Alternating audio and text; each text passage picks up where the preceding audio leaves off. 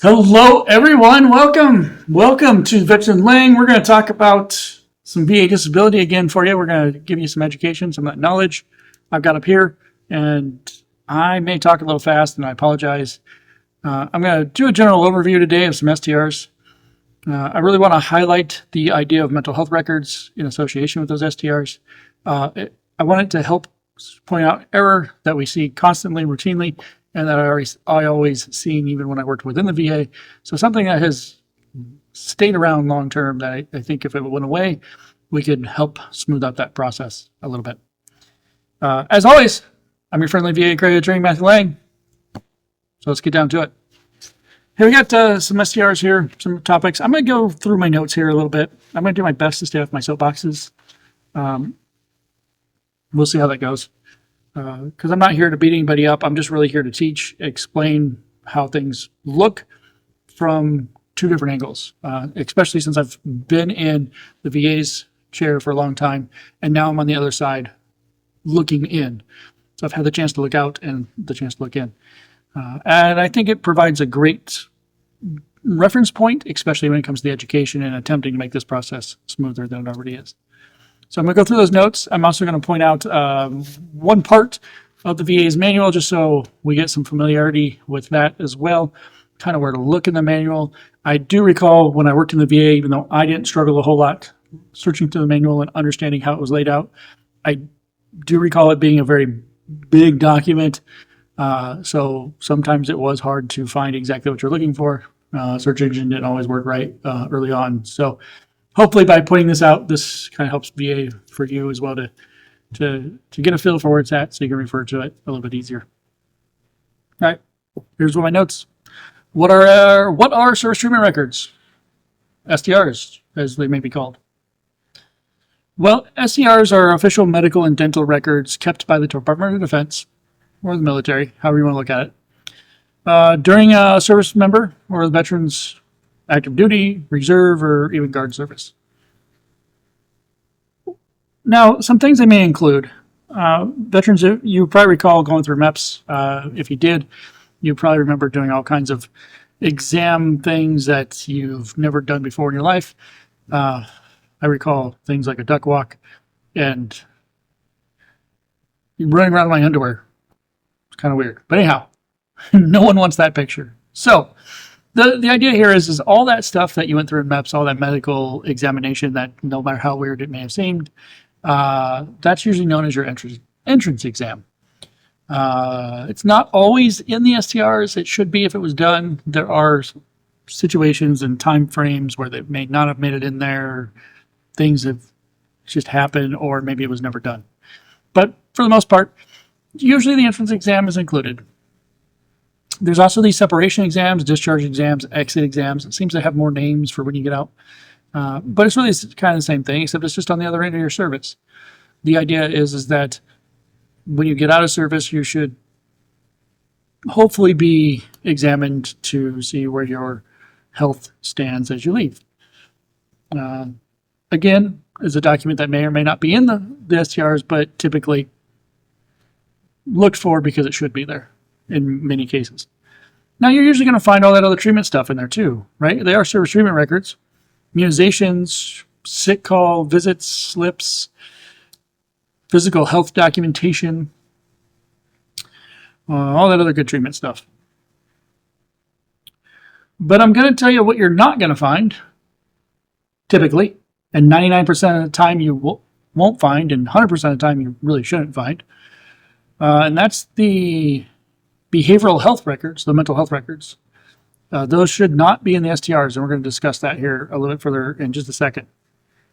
But veterans, I also want you to get an idea of where these records are located at. So during your service, they're usually with somebody inside the military, the Department of Defense, wherever that location may be. It always depended on what period of time you served, if you served active duty, reserve, guard, who held on to those records. So it's ultimately with the military at this point. Now, when you get out, usually they're archived. They're supposed to be. One main location is the National Personnel Record Center, or NPRC, the archives. I believe if you want to look for any of your records for some reason, veteransarchives.gov is the website. So you're going to probably find them there. Now, the other storage place could be inside your VA file, your VA electronic file. Those records are usually going to get transferred to your electronic file in the VA system, veterans, when you file a claim.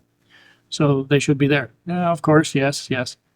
There are situations they may not make it. They do tend to get lost still along the way, but typically those are the locations you're going to find them. Now, there's some other locations that the manual will talk about that we're not going to address today, but I just want to give you an idea of where these records are usually kept in general. So let's go back to that mental health record, that behavioral health record, treatment record issue here. Now, I mentioned that those are not in the STRs. They're not supposed to be. But why? Why are they different? Well, we really have to look at our laws, our rules, our regulations, and we got to look at DoD instructions. We've got HIPAA, we've got Privacy Act, and again, DoD instructions, all telling us that there are privacy protections for mental health records and substance abuse treatment records that are, well, ultimately special compared to the STRs. Many in-service behavioral health records, including counseling notes or psychiatric evaluations, if any are done, are not placed directly in the general STR. They're not supposed to be underneath the additional privacy protections of the HIPAA, Privacy Act, DoD instructions, and so forth. They're definitely got a higher level of confidentiality. So notes from therapy sessions are usually maintained and supposed to be maintained separately in a behavioral health clinic's restricted files and not the STR packets. Now, I'm really highlighting this because this is going to lead into kind of the impact on your claims, veterans, and how the VA decisions look. And so we're going to try to iron some of this out for you. So let's talk about the impact on your claims there, veterans. So when you file for service connection and you file for a claim of mental health, whether that be PTSD, depression, anxiety, or whatnot, those STRs should come over, if they're available and can be found, into your VA record, if they're not already there. But they should not show a mention of any in-service mental health care treatment, even though a treatment occurred. Now, does that mean they won't, by chance, make a slight mention to mental health treatment? No. But the records are supposed to be underneath the rules, laws, and again, DoD instructions separate from each other. And I find veterans tend to be surprised when I make this statement, that these counseling sessions and these maybe psychiatric visits or even inpatient mental health admissions do not appear in your STRs. So I want to make note that if you did, veterans, get treatment during service, understand that there should be no expectation that that treatment appears in your STRs. This is something that you may have to further identify with the VA so that they can make the proper requests for those records. But again, remember though, for even the VA side of the house here, that the absence of any mental health mention in the STRs does not mean that treatment never occurred. It only reflects that record-keeping rules that we talked about, HIPAA, Privacy Act, DoD instructions, were followed. It's not necessarily a lack of care.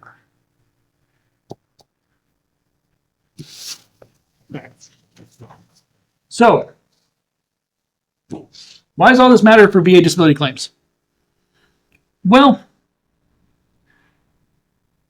in a very interesting way, VA tends to rely heavily on STRs to verify in-service events, diagnoses, or treatment, even though the laws say those aren't required. So missing mental health documentation can create hurdles for service connection. So veterans, when you, again, file PTSD or depression, anxiety, or any mental health condition, and there's no identification anywhere in your records that you may have sought any mental health treatment during service, VA is likely just going to stop at the STRs, and they're going to, oh, there's no mention, which is, again, really interesting because there should not be a mention of that. So that's where your strategy, veterans, you have to talk to your representatives, whoever's representing you. I know from my point of view, we try to make sure that that's all addressed. But let me give you an idea what that looks like from the other side here, VA. So your decisions have a lot of canned text. Again, that's a reasons and bases issue.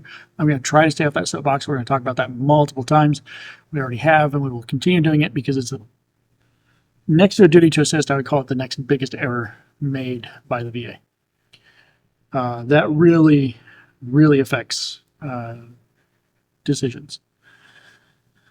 What we ultimately have is a canned text, system-generated text, actually.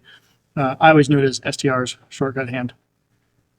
But what it says here is your service treatment records do not contain complaints, treatment, or diagnosis of your condition.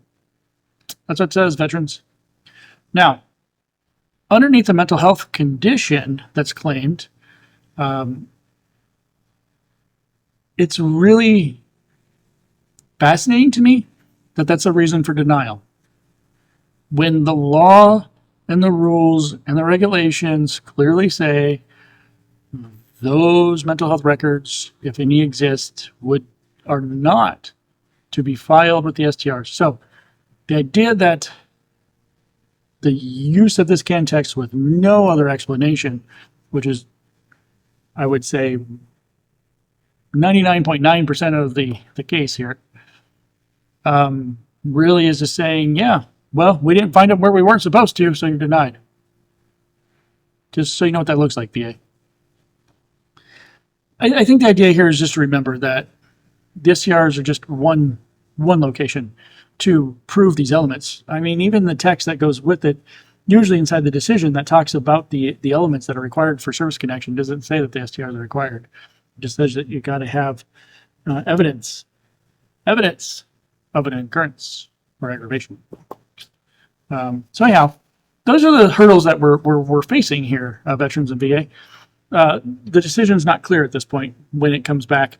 So understand that even from my point of view, if we got a mental health claim and that's the only statement in there as a reason for denial is that the mental health condition was not documented in the STRs as it was not supposed to be, yeah, I'm gonna appeal that all day long. Just so you know. I think so my solution here for this educational platform is to make the process better. Is we need to really follow the reasons and bases issues that come with that. We need to understand that the mental health records are not supposed to be filed with the STRs. We need to understand that maybe one or two slips in there, maybe there's a small note that slips in there, but they're not supposed to be there. And that's not a good reason of denial by itself. Heck, I would say it's not even valid. So we need more explanation.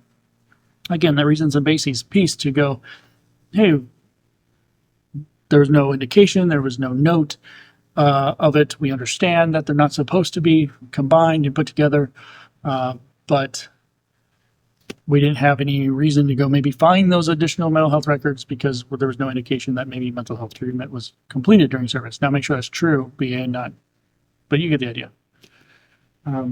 Anyhow, let's move away from that. That's my notes on the STRs really quick. What they are, idea of where they're stored at, how they play a role, and some of the errors we're seeing with the decision here.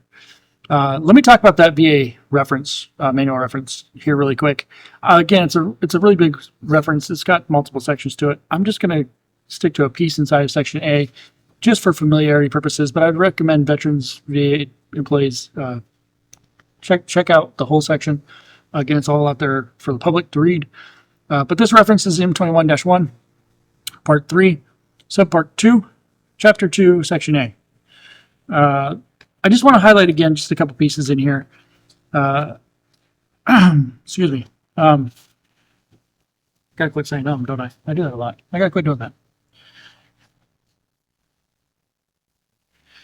So there's a definition of service records in here. It does include the idea that service treatment records is one category of service records. It does mention there's military personnel records and that there's clinical records. So these are the three main categories of service records. So all these are different types of service records. Now, they also define what service treatment records are. It does mention a lot of everything we've talked about here. It does state that the STRs are chronological records documenting the medical and or dental care and treatment received primarily outside of a hospital during service. The records may contain a synopsis of any inpatient hospital care and or mental health treatment relating to the service member's service. Again, note that it says may, and that's just that very rare occasion where something slips in there when it should not be there. It does also talk about what they used to be called SMRs, service medical records. So somebody at one time decided to change the acronym from SMRs to STRs. Who knows? I don't know why. But maybe somebody does. If you do, feel free to throw it in the comments. Help us out there. But the reference goes on to talk about now what the definition of the personnel records are. But I also want to point out the definition of the clinical records. Because when we look at these definitions, I think they're really helping to identify that these mental health records are not STRs. Here it says clinical records are comprised of a variety of healthcare treatment records that document a service member's treatment at a military treatment facility, an MTF. Clinical records are classified as the following: inpatient clinical records or mental health treatment at an MTF. And then it goes on. But the idea here is they're telling you in your own manual, VA, that mental health treatment records are not STRs. They're being classified underneath clinical records here. That's a whole different request process for those records than for the standard STR. And that's laid out in your manual as well. So good reading there for everybody. Again, kind of check out all that. One last little thing I'm going to hit home. We can see in just a couple of pages, maybe the few pages of this one section, STRs, what they include, and STRs, what they do not include. A nice little table there. Lays out all that other stuff, the entrance exam, the exit exam, the physical profiles, all the other dental examinations, and things we've talked about. But I want to key in on the idea that it says in this table right here, STRs do not include mental health records. So I think it's stated over and over in multiple ways that mental health records are not STRs. So we should not expect mental health records to be in STRs when a veteran claims PTSD, anxiety, depression, or anything mental health related. So keep that in mind. That's just a few pieces I want to point out from this manual reference, just for the sake of time. Like I said, it's a fairly big piece of veterans. I definitely check it out as well. It does identify to the VA the steps that are required to obtain and identify all these different types of records from your service, including clinical records, STRs, and personnel records. So get an idea. Get an idea of what VA is being told, what they're looking for. Help them out, veterans. VA, know your guidance, know your rules, understand HIPAA, understand Privacy Act. I know you're given that training every year. Also, don't forget to understand DoD instructions and regulations and policies. I mean, you are working with veterans who served in the military, and those are also going to play a role in what you do as well. All right. That's STRs, everybody. Have a wonderful day. I will see you next week, and we'll come up with another topic.